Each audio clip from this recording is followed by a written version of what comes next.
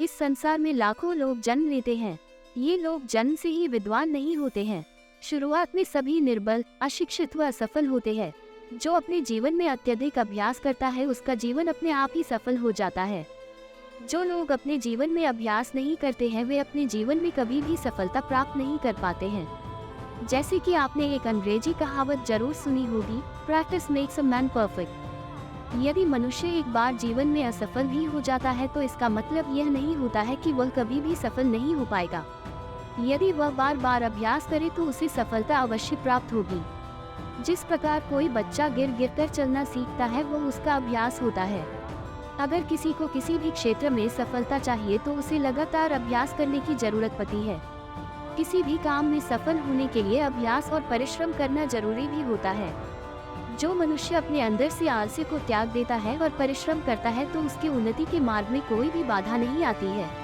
अभ्यास के महत्व को ठीक से समझने के लिए आइए हम चैतन्य की कहानी देखते हैं। जैसा कि आपको मालूम है कि प्राचीन समय में विद्यार्थी गुरुकुल में रहकर ही पढ़ा करते थे। बच्चों को शिक्षा ग्रहण करने के लिए गुरुकुल में भेजा जाता था।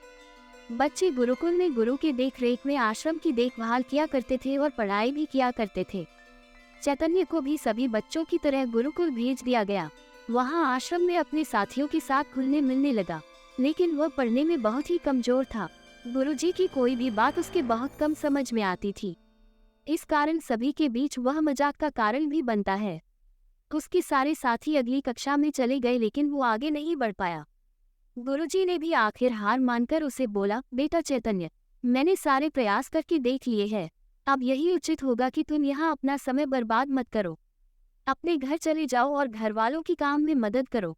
चैतन्य ने भी सोचा कि शायद विद्या मेरी किस्मत में नहीं है और भारी मन से गुरुकुल से घर के लिए निकल गया। दोपहर का समय था। रास्ते में उसे प्यास लगने लगी। इधर उधर देखने पर उसने पाया कि थोड़ी दूर पर ही कुछ महिलाएं कुएं से पानी भर रही थी। वह कुएं के पास गया। वहां पत्थरों पर रस्सी के आने जाने से निशान बने हुए थे। तो उसने महिलाओं से पूछा, आपने ये निशान कैसे बनाए? तो एक महिला ने जवाब दिया, बेटे ये निशान हमने नहीं बनाए।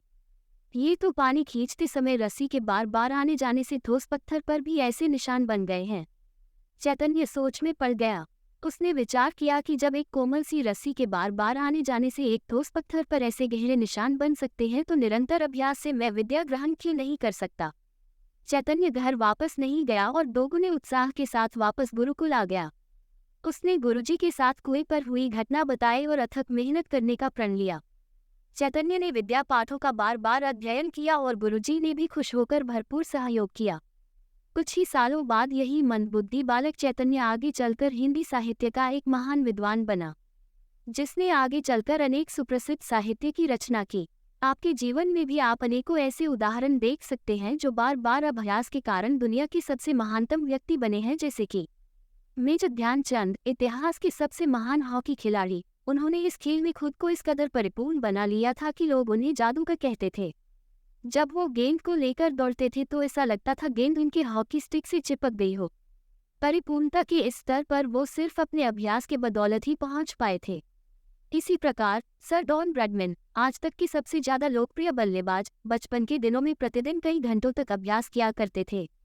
उन्होंने इतना कड़ा अभ्यास किया था कि मात्र 12 वर्ष की उम्र में ही उन्होंने पहला शतक लगाया था।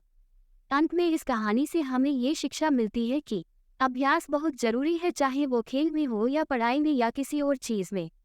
बिना अभ्यास के आप सफल नहीं हो सकते हो। अगर आप बिना अभ्यास के केवल किस्मत के भरोसे बैठे रहोगे तो आखिर में आपको पछतावे के सिवा और कुछ हाथ नहीं लगेगा। इसलिए अभ्यास के साथ धैर्य, परिश्रम और लगन रखकर आप अपनी मंजिल को पाने के लिए जुट जाएं।